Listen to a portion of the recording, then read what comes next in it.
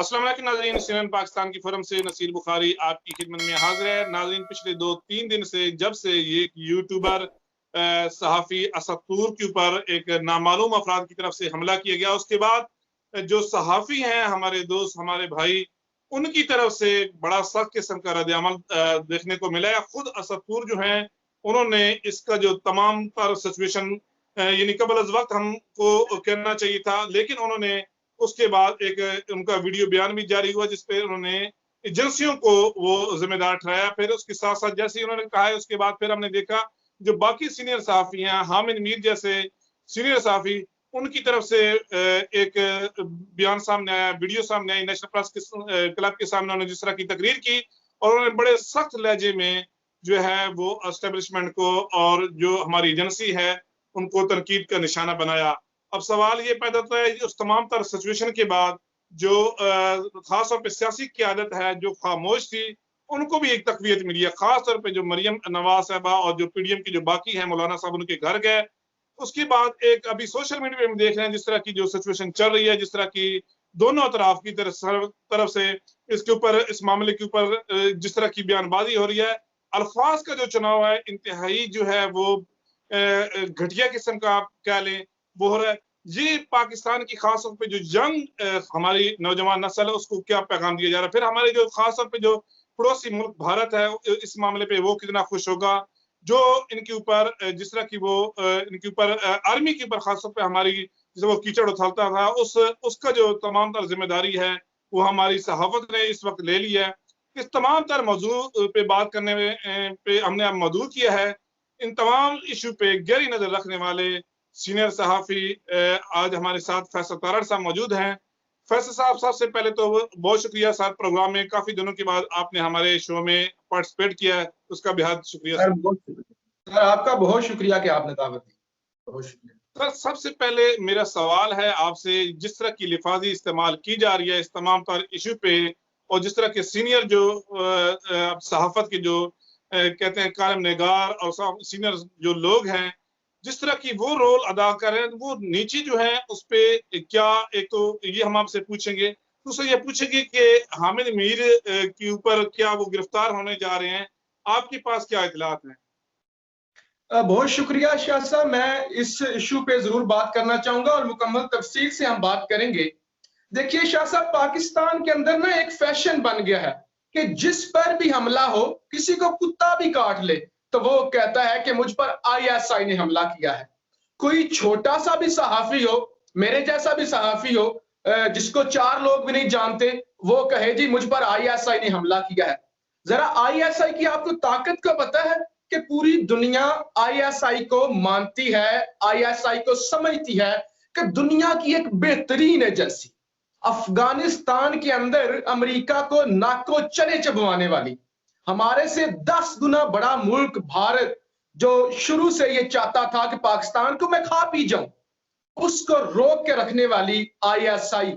उस आईएसआई को यही काम है कि छोटे छोटे सहाफियों को पकड़े और फैंटी लगाए। ये बात समझ नहीं आती कि उसी वक्त इतने बड़े कैलिबर के अदारे के ऊपर इल्जाम लगा देना। देखिए, असद तूर साहब पर हमला हुआ है, हम इसकी मुजम्मत करते हैं और वाकई हमला हुआ है, लेकिन क्या हमला आईएसआई ने किया है? ये तो बिल्कुल शुआहिद नहीं है ना, नहीं पता। कह रहे हैं कि मुझे आईएसआई ने खुद बताया कि हम हमला करने जा रहे हैं।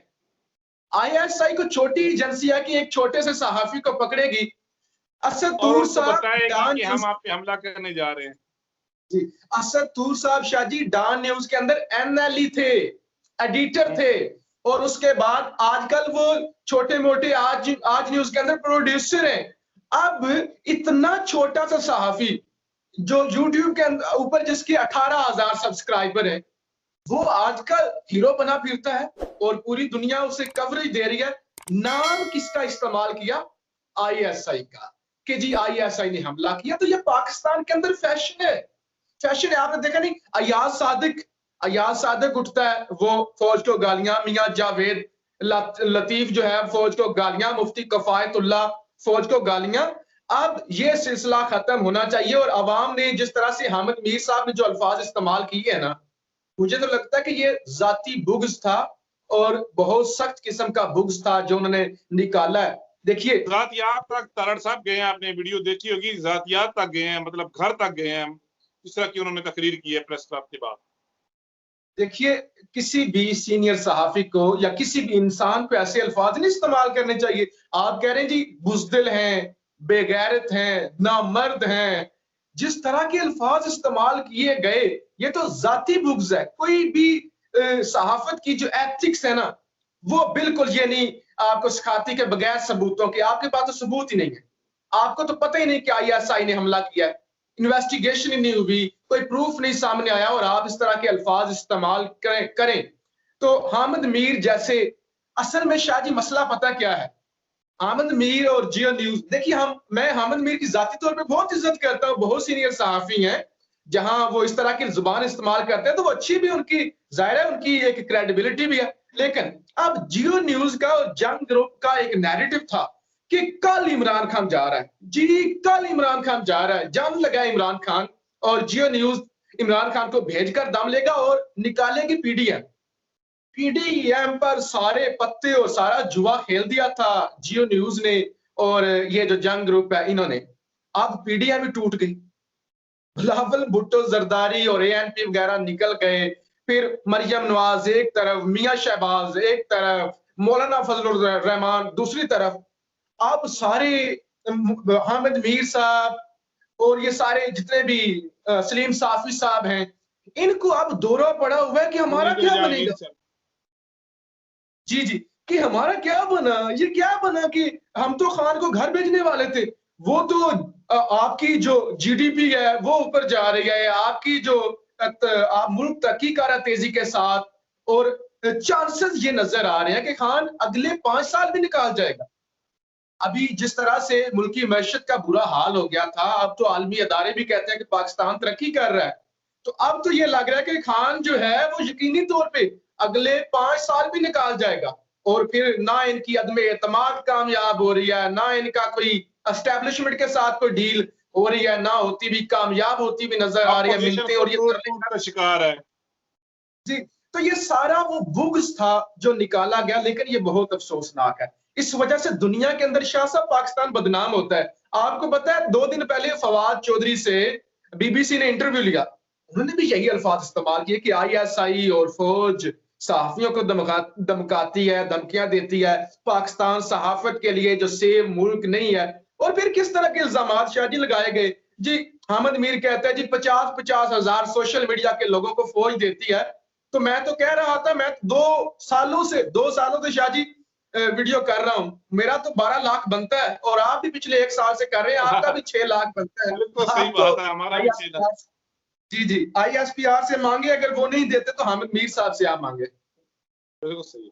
अच्छा सर, सवाल यहाँ पैदा होता है कि ये इदारों के ऊपर तो इस तरह के जो जिस तरह कीचड़ उछाल रहे हैं, ये एक सोच है जिसमें ये सियासतदानों के बाद ये सहाफ़ी जो हमारे बदकिस्मती के साथ इनका काम सहाफ़त था और सहाफ़त बड़ा ज़बरदस्त पेशा था, लेकिन इन लोगों की वजह से अब सहाफ़त से लोग बाल के हद तक के कुछ इस तरह के हमारे दोस्त हमें कुछ इस तरह के मिलते हैं, आपको भी मिलते होंगे, जो कहते हैं बस हम टीवी जो देखना वो छोड़ गए हैं, अब सहाफ़त नहीं, अब सियासत हो रही है।